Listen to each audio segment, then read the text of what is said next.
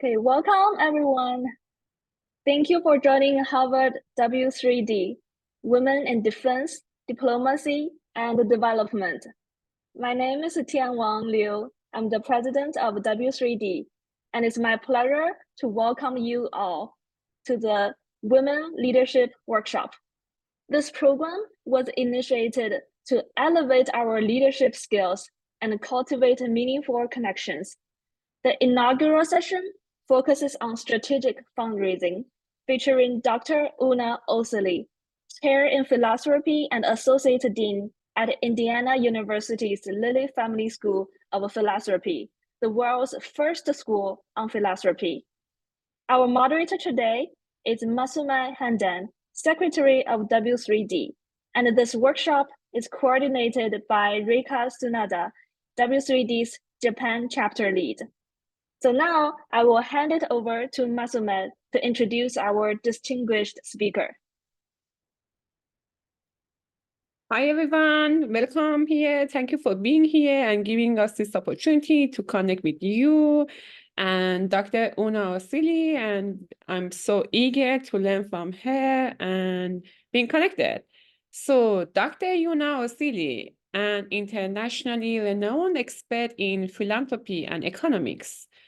Dr. Osili currently serves as the chair in philanthropy at the Lilly Family School of Philanthropy with extensive research and expertise. She has been instrumental in shaping the understanding of national and international trends in philanthropy.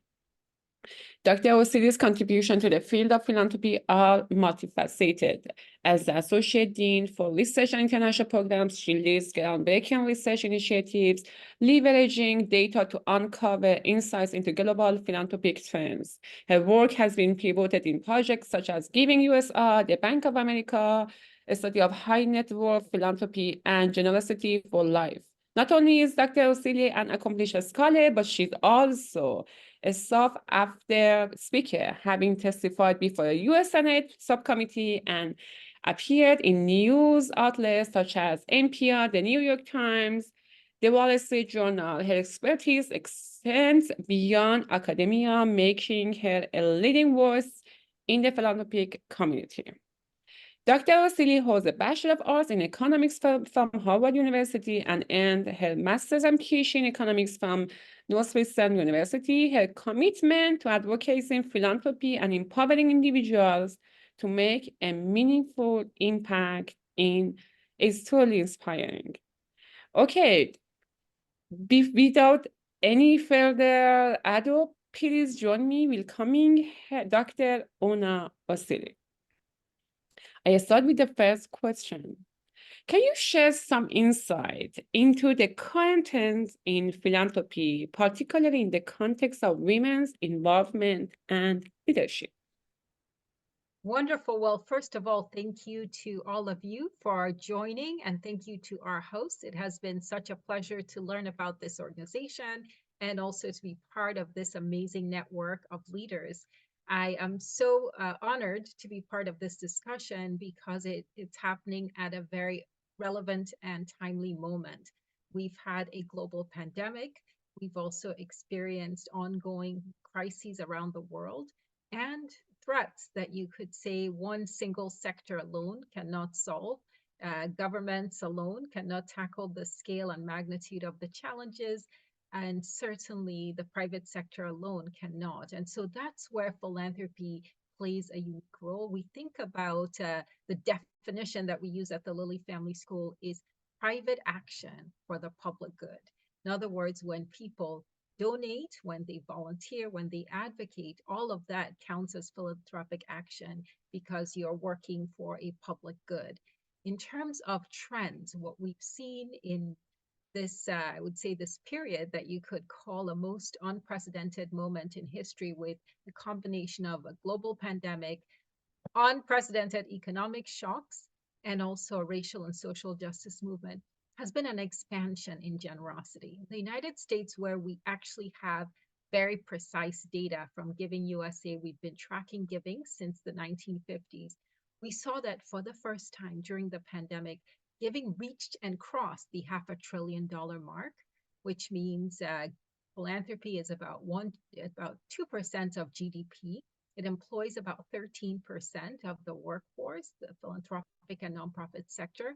And we've also seen during this period, perhaps a less known and a silver lining part of the pandemic is tremendous innovation in the philanthropic sector in terms of new tools and vehicles and ways that donors are giving. Prominent examples include McKinsey Scott, who I think has literally changed the game. In 2020 alone, she gave $6 billion to nonprofits in the US and around the world. What was unique about her giving is that all of those gifts were unrestricted. She also centered a lot of her giving on organizations working on the front lines of gender and racial equity, including organizations that had previously been neglected. And we've seen that pattern continue. So I would say that if we could summarize some insights around what philanthropy looks like today and where it's going, I'd start by saying the economy matters. When we have economic growth, that tends to boost philanthropy. People give when they have the financial and economic resources to give. So that's one. We also see, in addition to economic trends, technology is certainly playing a role in shaping the philanthropic sector, with many more vehicles, platforms, and opportunities to give. The barriers to giving perhaps are lowering. And then the final set of issues that are affecting philanthropy as well as women's giving is demographic shifts that we are seeing in the United States and around the world.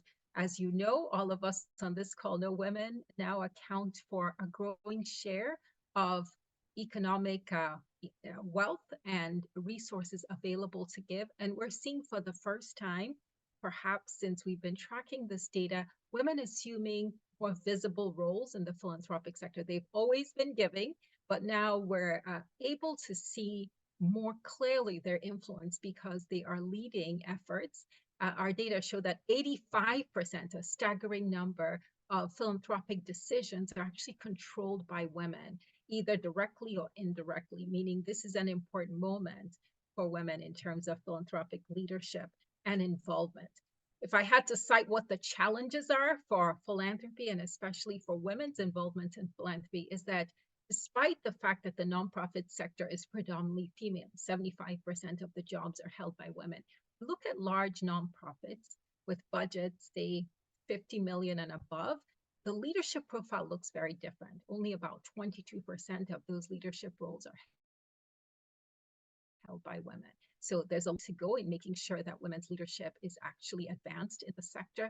And another data point that I would say has really drawn a lot of attention and garnered a lot of interest in the last few years is a statistic we track at the Lilly Family School through the Women's Philanthropy Institute that shows that only 2% of the $500 billion that I cited goes to women's and girls' causes. So organizations focused on women's and girls' issues receive 2% of that total resource portion that's available to nonprofits. So there's a lot of good news to celebrate. Generosity has expanded. We've seen innovation. We've seen tremendous growth in the sector. But when it comes to gender equity and advancement for women's leadership, I think we still have a ways to go. So I'll stop here, but very excited to be having this conversation and also to be putting these issues on the map. Thank you for your answer. As an advocate for leveraging data in philanthropy, how can organizations utilize data-driven approaches to enhance their fundraising strategies? This is a great question because maybe 10 years ago, we would not have been able to ask this question. In our research, we've come up with a new word.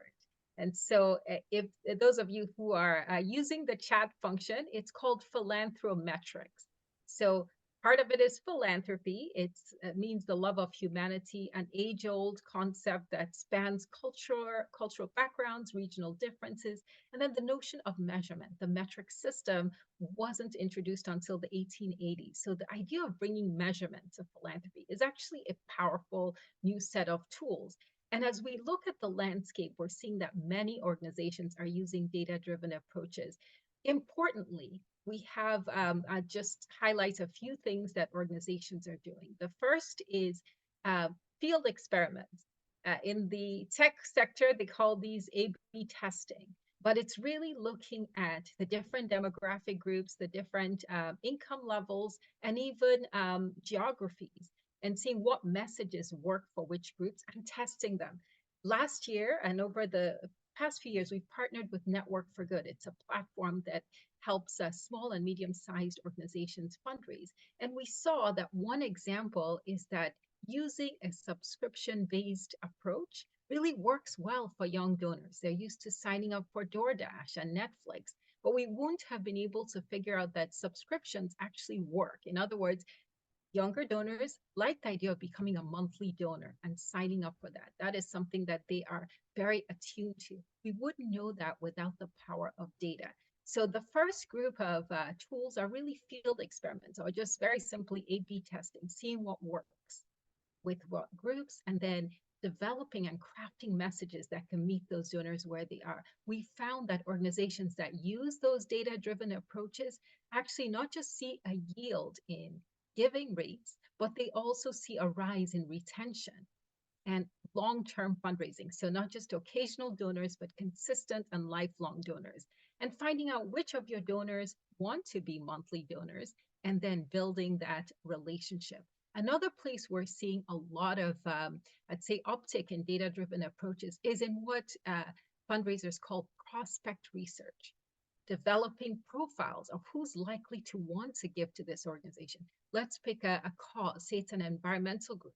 We know a lot about who's likely to give to an environmental group, and then developing messages that actually are tailored for your particular audience. The good news today is that we have more data at our disposal, and even better, we have tools that allow us to customize appeals, messages, engagement strategies, and even thank you notes, so that they actually, a phrase I love is meet donors where they are. In the past, there was a one size fits all, that one message was sent to all donors. Today, with data-driven approaches, we're able to see what works, what doesn't work, and organizations can then tailor their strategies to be more effective in actually reaching donors.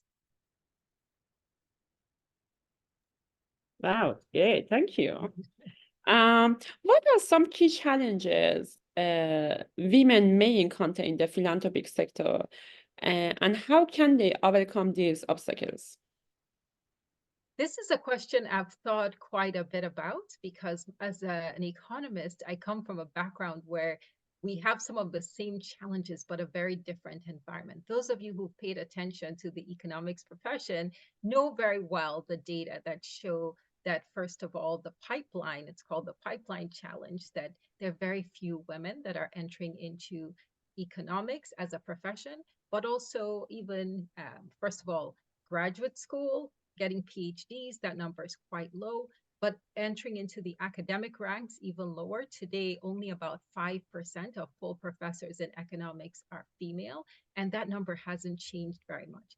Now, I preface this by saying the nonprofit sector has some of the same issues, but quite different. So if we look at the sector as a whole, the nonprofit sector employs there are 1.3 million nonprofits in the United States. 75% of the employees are female.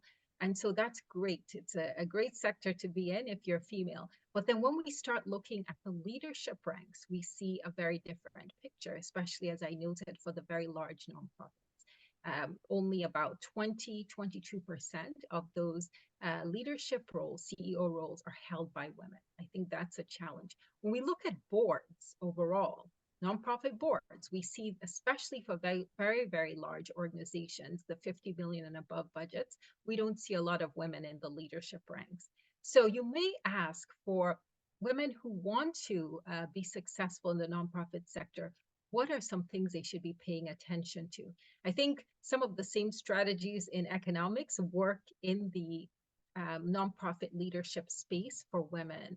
Number one is the importance of preparation and building, of course, successive and successful networks, supportive networks, being part of mentoring groups, some of the same things that have worked with the economics profession.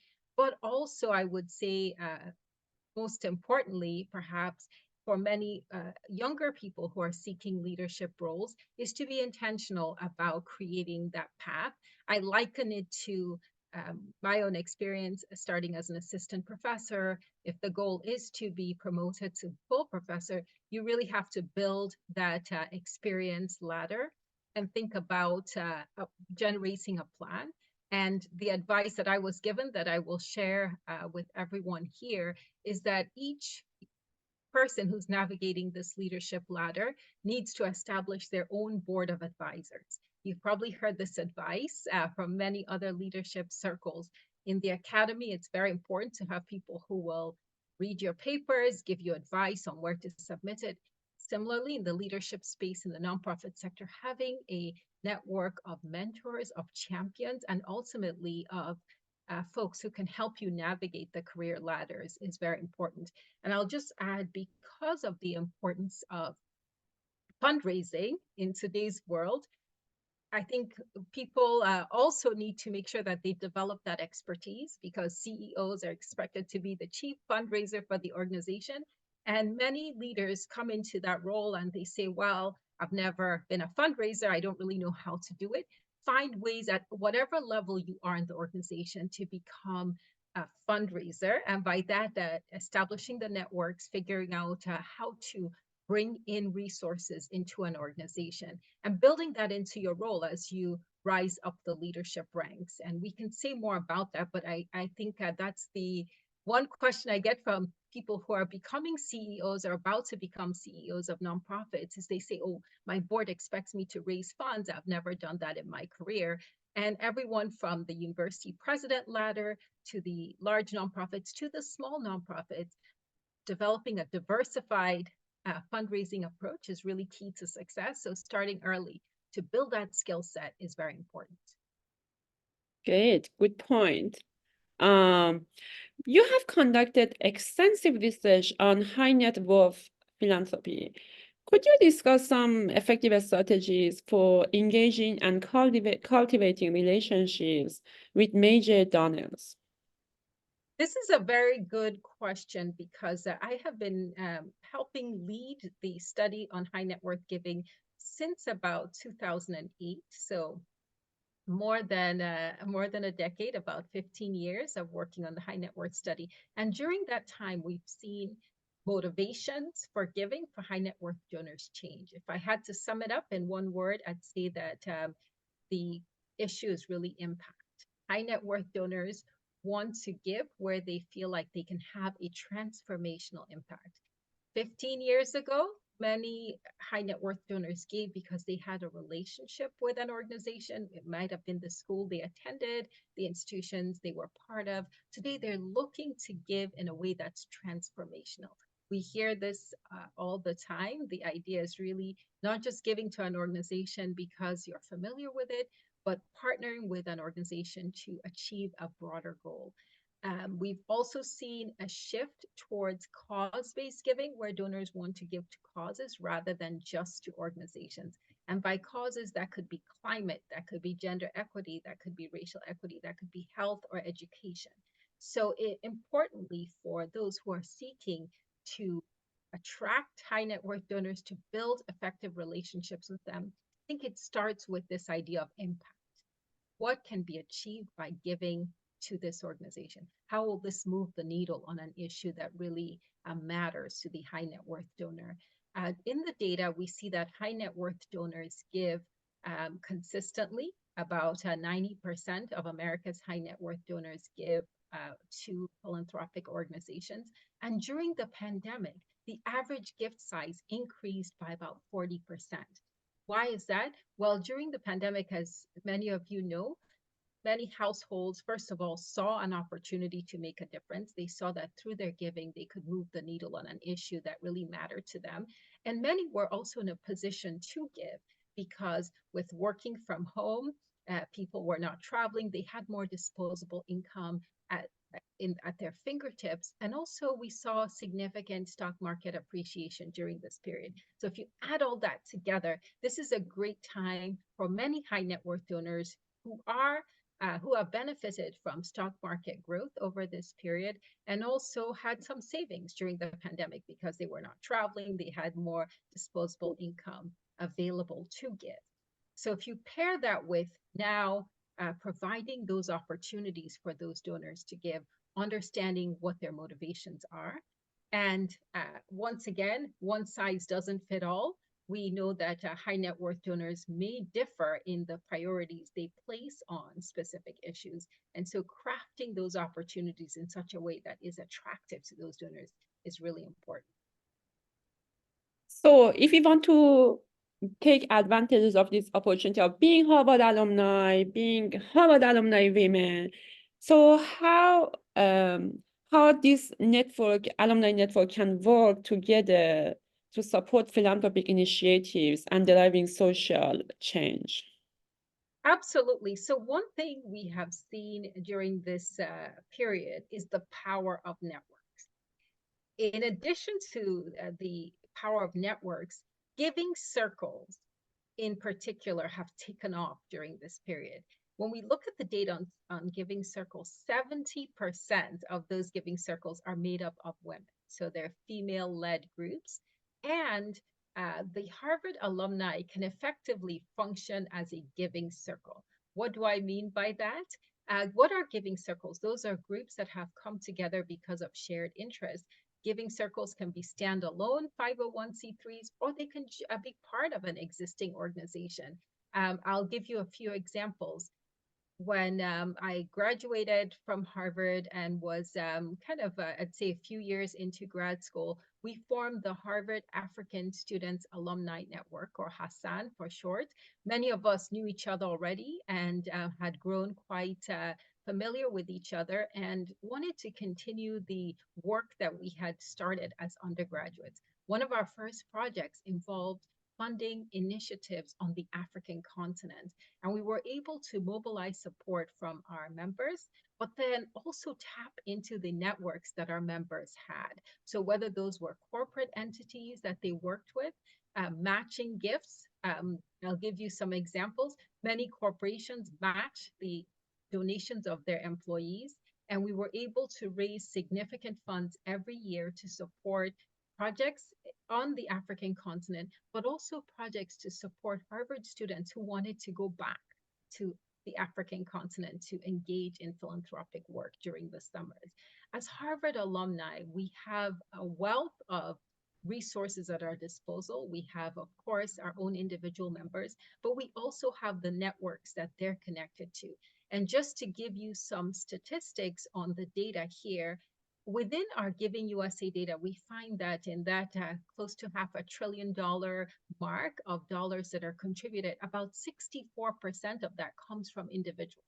So a strategy to mobilize the Harvard network should start with really building those individual relationships. In addition to that, we know that about 22% of the philanthropic funding in the United States comes from foundations. And half of those foundations are family foundations, which means they're controlled by one or two individuals. Finally, we have the corporate sector, which accounts for about 5-6% of philanthropic dollars every year. And then the last are charitable bequests, part of the estate giving. What I would encourage our Harvard alumni community join together today to think about that entire map as we build our networks, whether those are through giving circles or efforts that combine alumni talent with all of the networks that we have, is to think about how to tap into the foundation world as well as the corporate world, understanding that these matching dollars can be very significant. I sit on a family foundation board currently, and the foundation matches my gifts 10-1. So that is a very significant match. And what we've also seen as we've looked at the corporate sector is that many employees are not drawing down on those matches from their companies. So in other words, they're leaving dollars on the table. Many companies report that only 25% of their dollars set aside for matches are actually drawn down by employees, meaning many employees are not asking for the matches. So as we think about how to tap into the power of the Harvard Alumni Network, keep in mind there's the individual bucket that we've already talked about, but then we have the corporate matches the foundation dollars, and family foundations can be quite powerful. And so if we were to add the individual segment, the family, half of the family foundation segment, and the charitable bequest, we'd have something like 86% of all giving coming from individuals, whether those are directly from individual checkbooks and bank accounts or through the family foundation channel or even corporate dollars. And Great, thanks. I saw a question come through about donor advised funds. And when those are initially set up, those would be considered individual gifts. So that's one way to think about it. That's another place that many Harvard alumni have set up these donor advised funds, whether those are at national funds or through their community foundations or through some other channel. That's another place that is also, those are dollars that have been set aside for charitable purposes. How can individuals balance their values and passions with the strategic philanthropic investment to maximize the impact? Very good question. I think that the way to think, for the advice I would give to many people who are starting out on their philanthropic journey, is to start with something we call a philanthropic autobiography, really thinking very carefully about your own values and the institutions that have shaped you and the causes that you seek to have an influence on. In my own personal journey, one of the things that I sort of started with is I was born in the United States in New York, but I grew up in Nigeria. And I grew up in a family of a lot of girls. There are 4 girls and my brother. So 5 kids. I'm number 2. Gender equity was something that was really important to us as a family.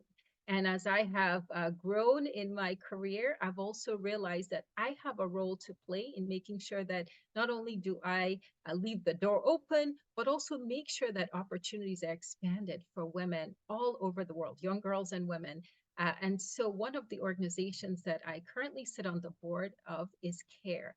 CARE's mission is around gender equity. So we've really made that a core value as we've raised our children. How can we help support gender equity? So I say start with your own personal story.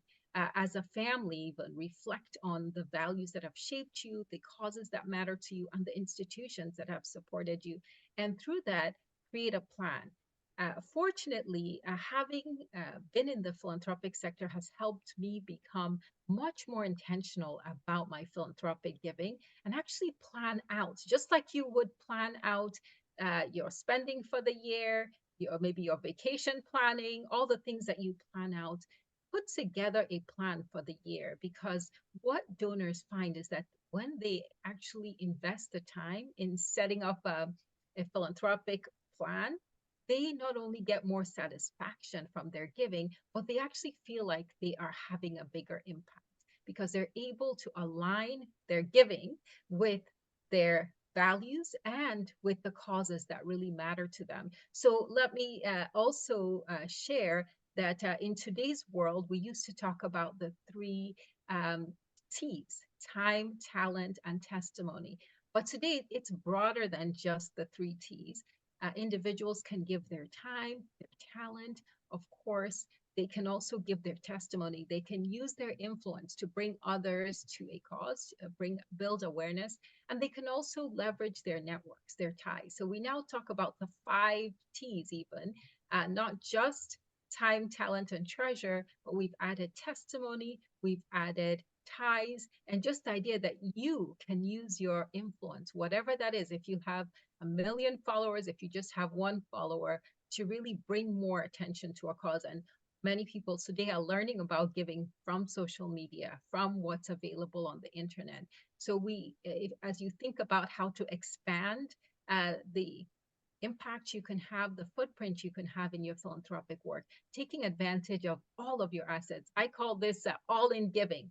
The idea that you can use all of the resources that are available to you to really elevate a cause that matters. And that can be literacy, it can be access to healthcare, it can be education, or it can be something quite specific. There are organizations that are working on eradicating tropical diseases. Some are working on vaccines for different kinds of long-term disabilities and diseases. And I think we are now at the point in the global world where we realize that without awareness, without attention to an issue, it's not likely to garner that type of philanthropic support. Wow, great. Thank you so much for all this information.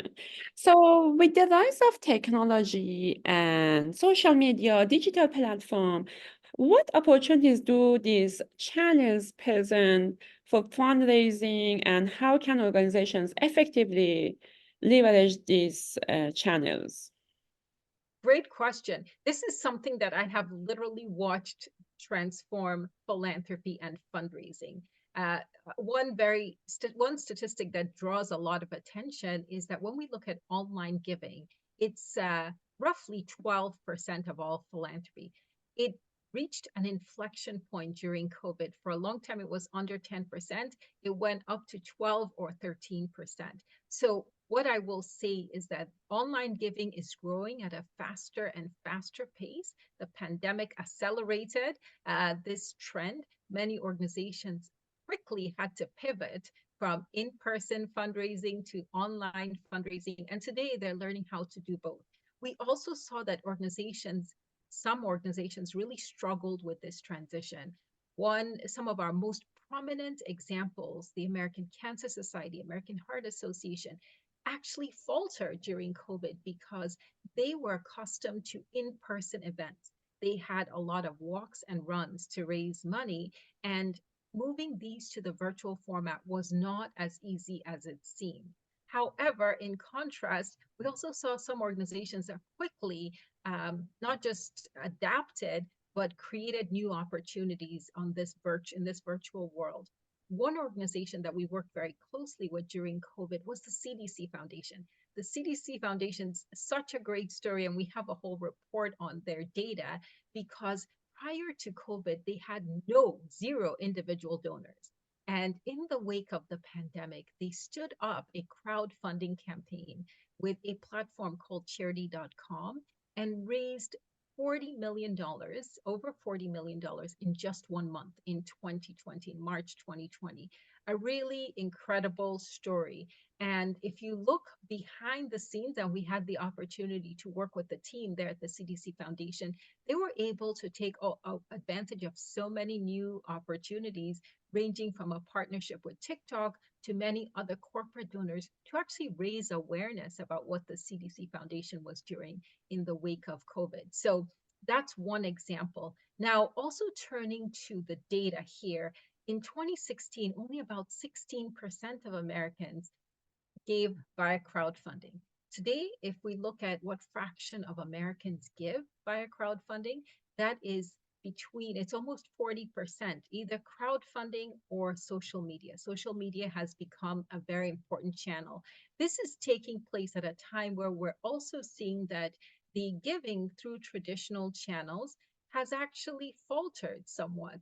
In other words, at the beginning of the 21st century, 2/3 of American households gave, and it was very consistent. We actually got to the point of saying giving looks like it's recession proof.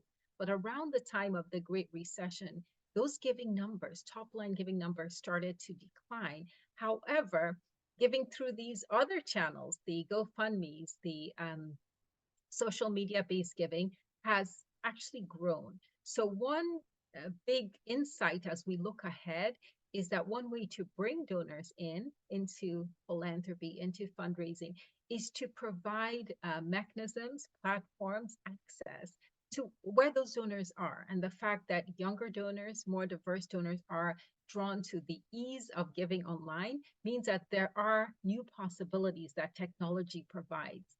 Of course, it's not all rosy.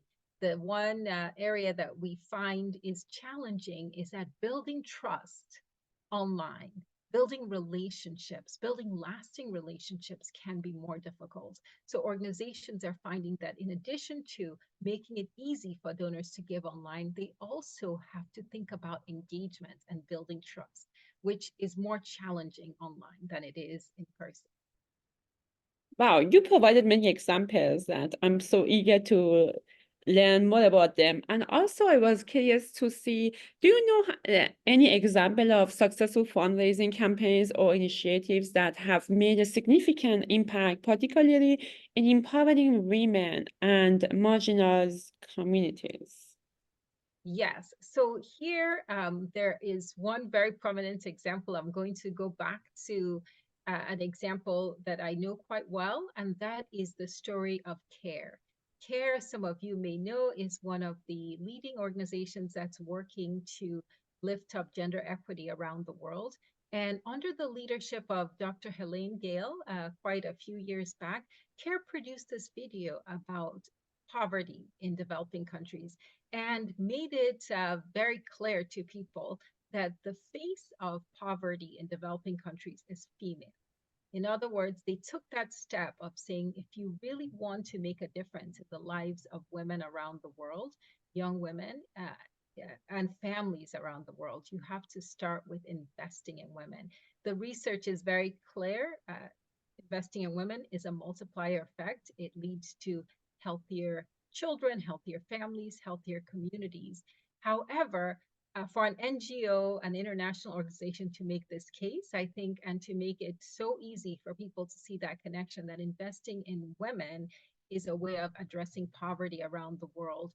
So CARE has continued to do that work. I think another place, another example that I would lift up is the example of the Grameen Foundation, Grameen Bank. Some of you on this call already know the work of Grameen and microcredit more broadly. But I think the part that isn't known as well is the fact that the initial investments for Grameen Bank and so forth did come from philanthropic organizations like Rockefeller Foundation, Ford Foundation, helped get these organizations started. And so that's another very good example of how philanthropy can play a big role in accelerating progress for girls and women around the world. And then the last example is actually my favorite, and this comes from Kenya. Wangari Maathai, who some of you know won the Nobel Peace Prize, was the first African woman to win the Nobel Peace Prize. She started her journey in the United States as a student here, international student. Her education was funded by the Kennedy family. They had a family foundation, and Senator Kennedy, John Kennedy at the time, was a senator, and he donated his salary to the foundation. And it was the foundation that paid for Wangari Maathai to come to the United States, come to school here, get her PhD. She returned to Kenya to become an environmentalist.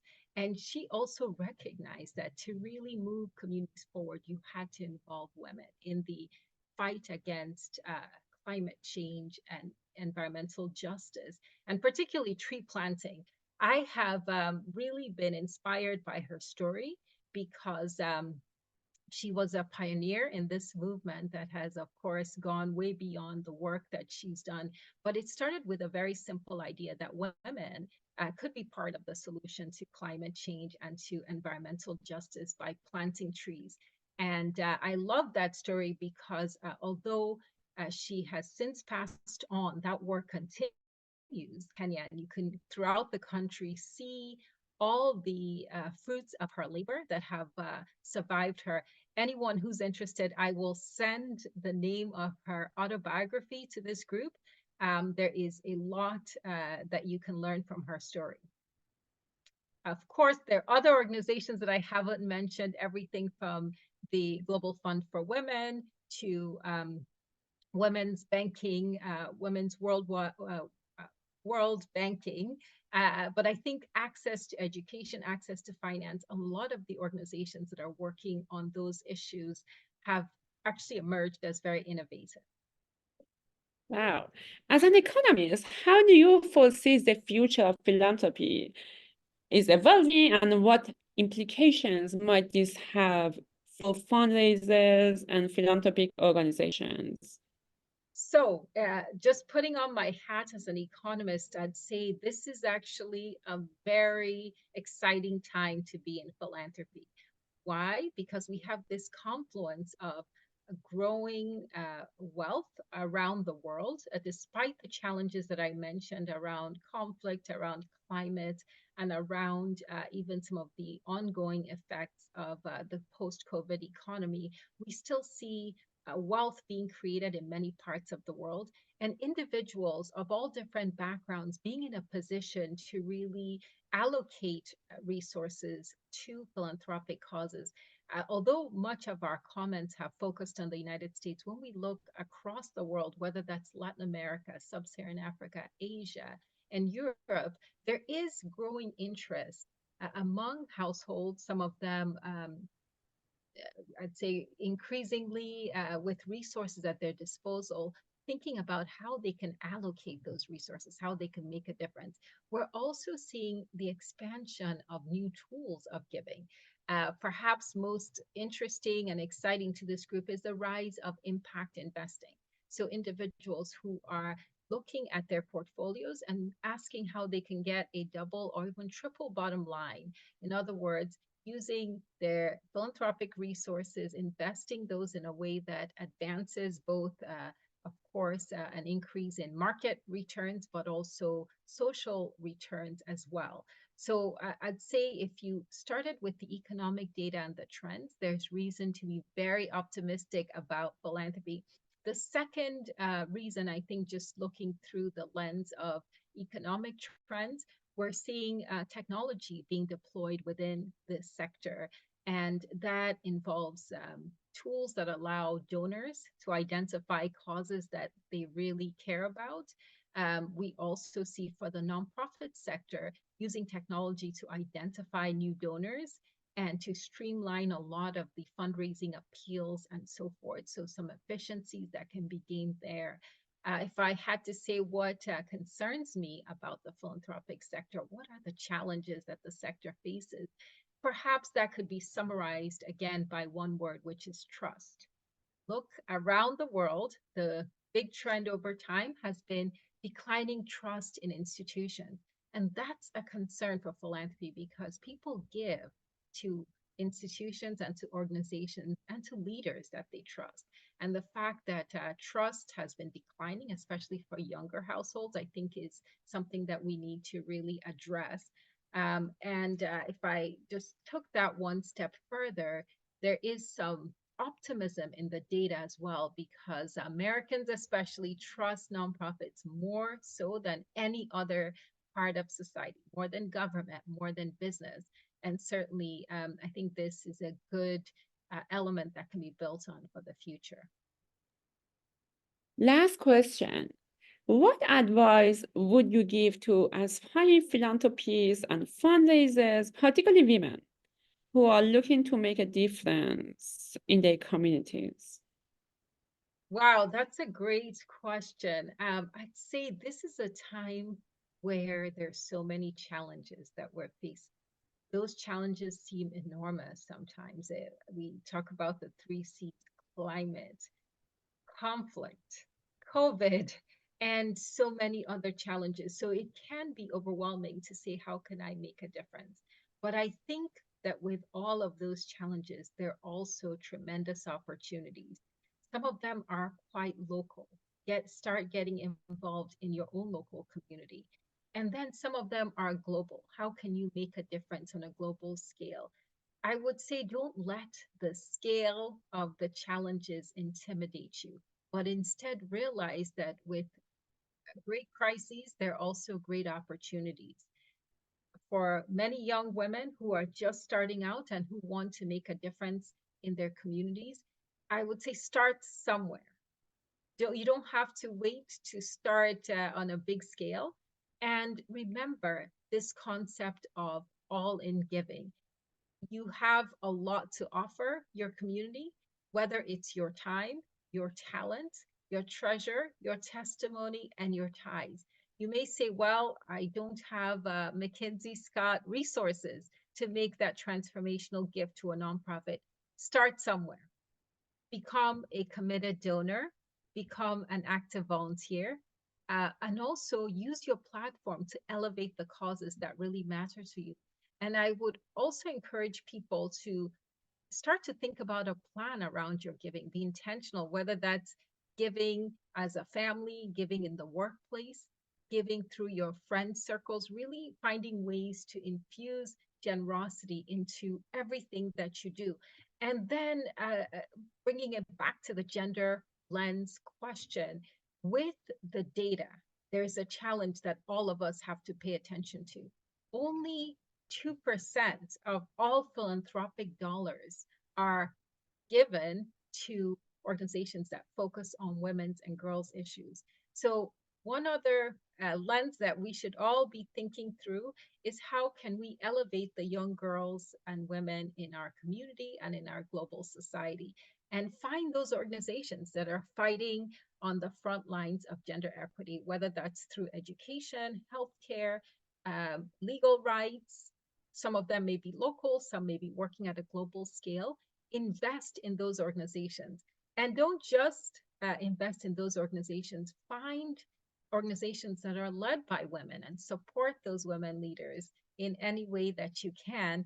And keep in mind that if we don't actively work for a world that does have opportunities for young girls and women, we'll be staring at this same picture and questioning why things have not changed. We have an opportunity now to lift up young girls and women around the world, to invest in organizations that are making a difference, and also to find organizations that are led by women, so that we can start to build this world where young girls and women have the same opportunities, where we all want to work towards that society that actually provides, I'd say, equal opportunities to boys and girls around the world.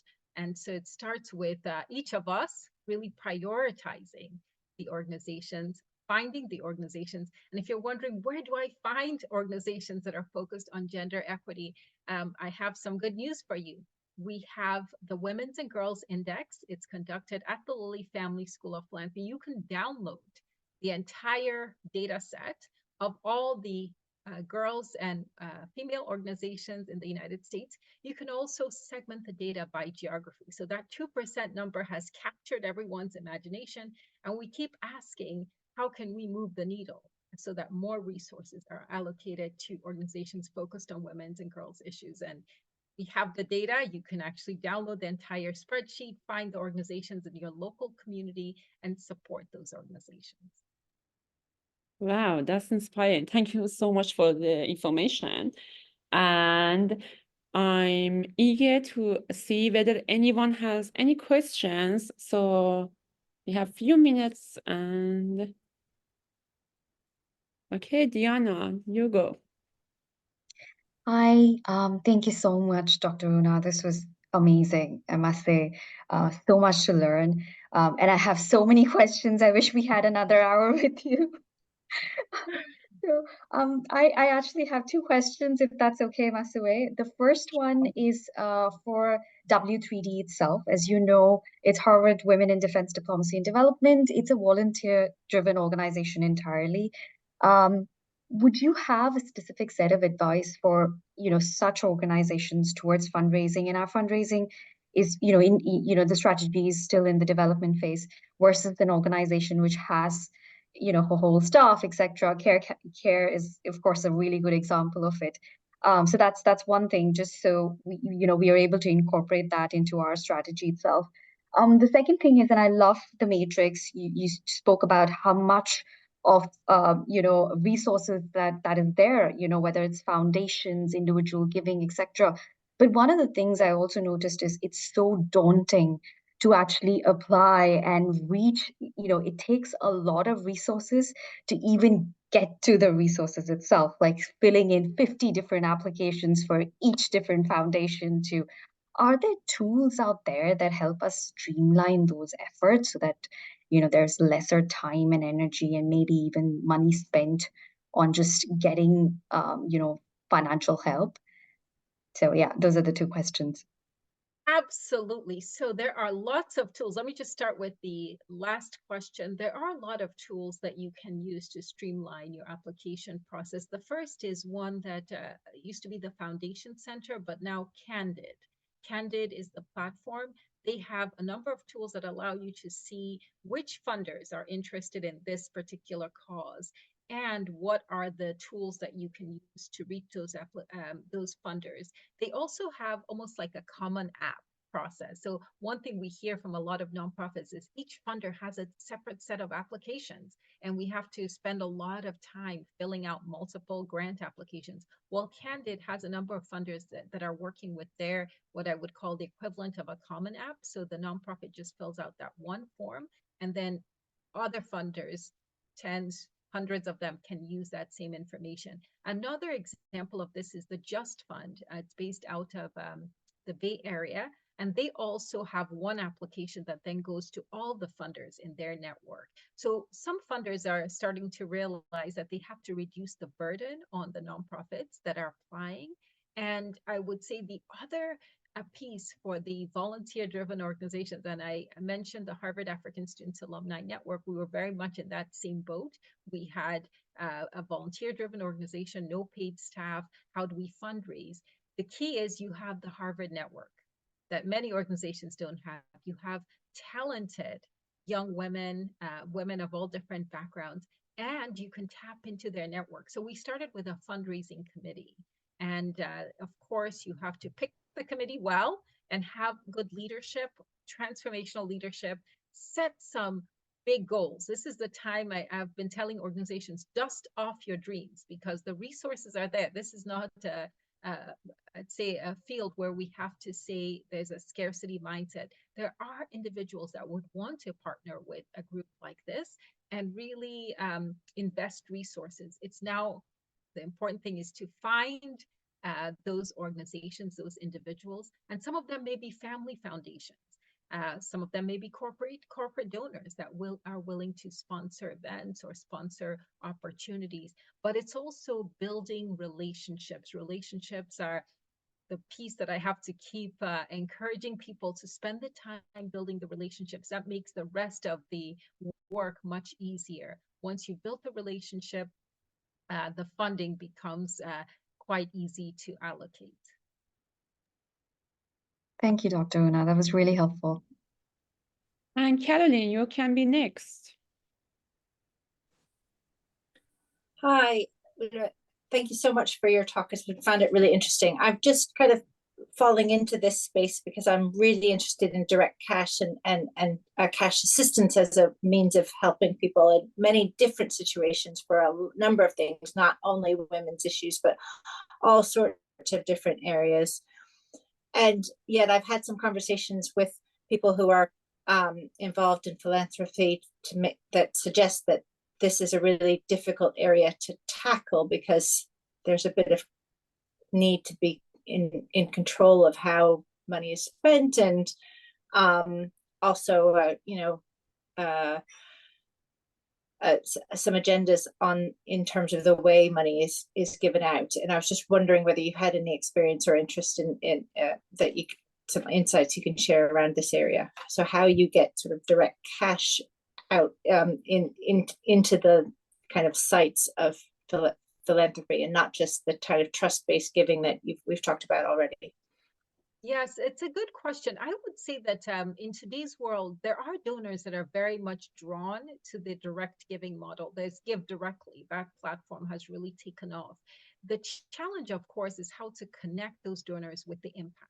And that's where the organizations that are working on direct cash transfers have actually made some progress, because they've been able to document how these direct cash transfers are making a difference. I think that's both the opportunity and the challenge.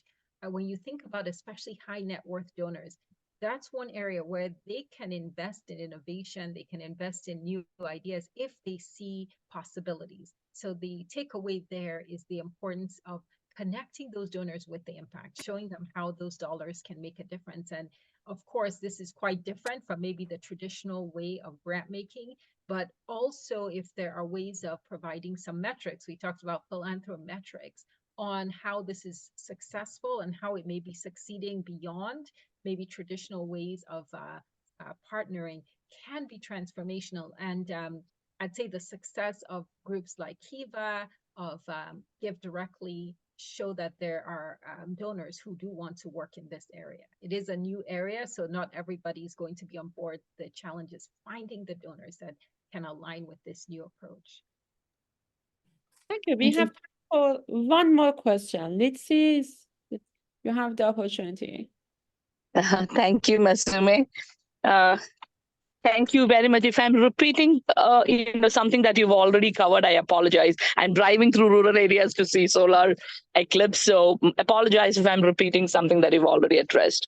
My question is that, as Diana rightly pointed out, we are in the development phase, so we do not need root level, partnership or experience as yet.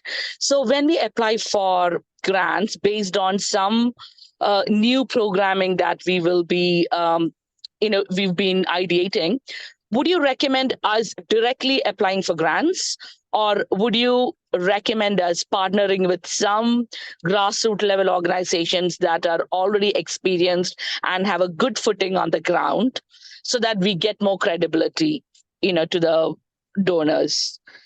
We do have the Harvard name, which may give credibility, but at the same time, the lack of experience on the ground, could be a disadvantage. Could you give me, could you advise what would be the right steps to take? Thank you. Yes, great question, and thanks for the work and also multitasking today on such an important day. I do agree that younger organizations that don't have a track record, have a bit of a disadvantage, especially around international development work. Right now, we're seeing a big push among large funders, USAID as an example, and some other large funders around what's called a localization strategy, meaning USAID has committed under administrative power to allocate about 70% their target towards local funding groups. So the idea is to move more funding to grassroots organizations. So with that, I'd say that anytime you can partner with local grassroots organizations, that just as a whole will strengthen your application, because more and more funders are paying attention to who has the direct experience, who is close to the problem. The idea that people who are more proximate to a problem have, of course, a better idea of what those solutions are. It's also, as you think about it from an evaluation standpoint, that's also a powerful lens when you do have those strong partnerships. I think partnerships are a very effective way right now to build that credibility and that experience, and network with funders. Funders are increasingly drawn to this localization strategy. So I think that's going to work quite well. Thank you. Thank you so much, Dr. Una, and I really learned a lot from the conversation. I'm so excited for all opportunities that you gave to me, and I'm sure that is the case for other people who are here and they are going to hear the video and the recording. Thank you so much, and I hope to see you sometime soon, and learn more about you. And I share about what the implications of today have been in my life and others' life. Thank you so much. It was such a pleasure to have this conversation, and all the best to all those who have joined, especially on this day of the eclipse. All the best with the viewing, and please feel free to follow up with questions if there are things that we didn't get to. Thank you so much. Thank you. Thank you so much. Bye. Bye. Bye, everyone. Thank you, Thank you. Doctor. Thank you so much. Bye-bye. Thank you. Goodbye. Thank you. Thank you Bye, also everyone. to Tianwang for organizing this. Thank you so much. My pleasure. Thank you, everyone, for joining. Stay connected.